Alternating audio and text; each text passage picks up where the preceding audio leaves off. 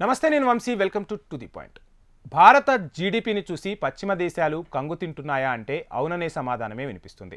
ఇక పశ్చిమ దేశాల అంచనాలకు అందకుండా భారత్ ఆర్థికంగా అభివృద్ధి చెందుతుంది అంటే ప్రపంచ దేశాలు కూడా అవుననే అంటున్నాయి. భారత ఆర్థిక అభివృద్ధిని ఆర్బీఐ కూడా అంచనా వేయలేకపోయింది. మనం గత డీటెయిల్స్ని చూస్తే ఆర్బీఐ చెప్పిన దానికంటే కూడా భారత జీడిపి అనేది పెరగటం గమనార్హం.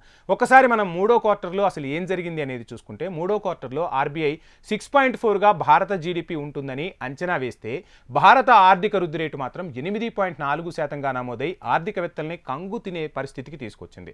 సో దేశంలో మోడీ సర్కార్ తీసుకున్న నిర్ణయాలు కావచ్చు, దేశ ఆర్థికాభివృద్ధి పెరగటము కావచ్చు, కరోనా తర్వాత విప్లవాత్మకమైన నిర్ణయాలతో దేశం పురోగతి దిశగా అడుగులు వేయటం కూడా 8.4% జీడిపి నమోదు కావడానికి ప్రధాన కారణంగా కూడా ఆర్థికవేత్తలు చెప్తున్నారు.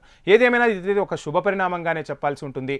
చాలా దేశాలు ఆర్థిక మాంద్యంలో కొట్టుమిట్టాడుతుంటే భారత్ మాత్రం ఆర్థికంగా వృద్ధి సాధించడం ప్రపంచ దేశాలను ఒకంత ఆశ్చర్యానికి గురి చేస్తుంది. యావత్ దేశ ప్రజలు కూడా ఈ విషయం పట్ల హర్షాన్ని వ్యక్తం చేస్తున్నారు.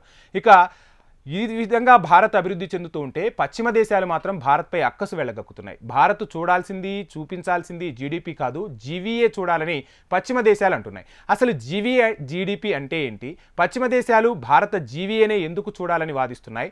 అసలు జీడిపితో పాటు భారత్ జీవీఏ కూడా ప్రపంచ దేశాల ముందు ఆ నివేదికలో ఉంచిందా అనేది నేను మీకు ఇప్పుడు చెప్పే ప్రయత్నం చేస్తాను. దీనికన్నా ముందు అసలు జీడిపి అంటే ఏంటి అనేది మనం తెలుసుకునే ప్రయత్నం చేద్దాం. జీడిపి అంటే గ్రాస్ డొమెస్టిక్ ప్రొడక్ట్ అంటారు.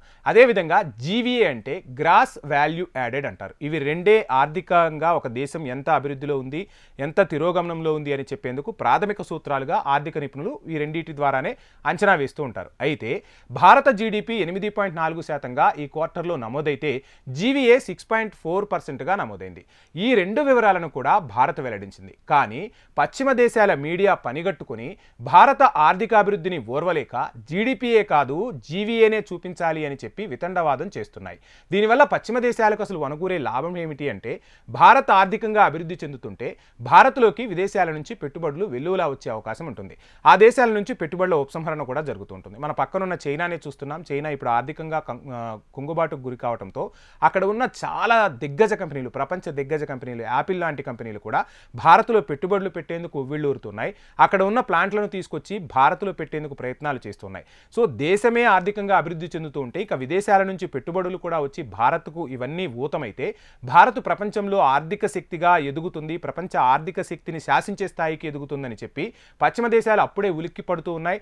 అందుకోసమే మన ఆర్థికాభివృద్ధిని మసిపూసి మారేడుకాయ చేసేందుకు ఈ పశ్చిమ దేశాలన్నీ కూడా విశ్వ ప్రయత్నాలు చేస్తున్నాయి.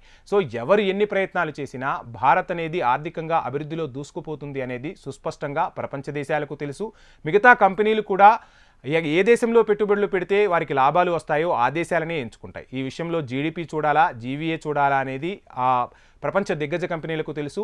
అవన్నీ బేరీజు వేసుకునే ఈరోజు భారత్లో పెట్టుబడులు పెట్టేందుకు ప్రపంచంలోని దిగ్గజ కంపెనీలన్నీ క్యూ కడుతున్న పరిస్థితులు మనం చూస్తున్నాం. భారత ఆర్థిక వృద్ధిని ప్రపంచ దేశాల ముందు కళ్లకు కట్టినట్లుగా భారత్ అయితే చూపిస్తూ వస్తుంది. ఇక అక్కసు వెళ్ళగక్కుతున్నాయని భావించాల్సిన ప్రపంచ దేశాలు ఏవైతే ఉన్నాయో వాటిలో అమెరికా ముందు వరుసలో ఉందని ఆర్థిక నిపుణులు అంటున్నారు.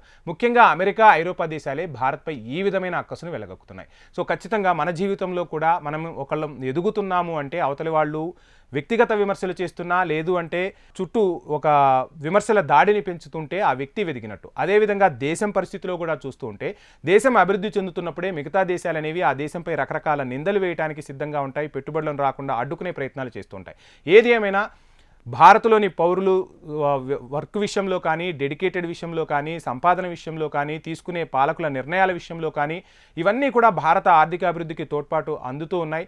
యువశక్తి భారత్కు మెండుగా ఉంది. యువత దేశంతో పాటు విదేశాలలో కూడా ఉద్యోగాలు చేస్తూ ఆర్థికంగా దేశాభివృద్ధికి పాటుపడుతున్న పరిస్థితులు ఉన్నాయి. సో ఎవరు ఎన్ని ఆపినా, ఏం చేసినా భారత్ అనేది రానున్న రోజుల్లో ప్రపంచంలో ఆర్థిక శక్తిగా ఎదగటం ఖాయం. ఆర్థిక శక్తిగా ప్రపంచ దేశాలను శాసించే స్థాయికి భారత్ ఎదుగుతుంది అనడంలో ఎటువంటి సందేహం లేదనే చెప్పాలి. ఇది ఇవాల్టి to the point. Please subscribe HM TV.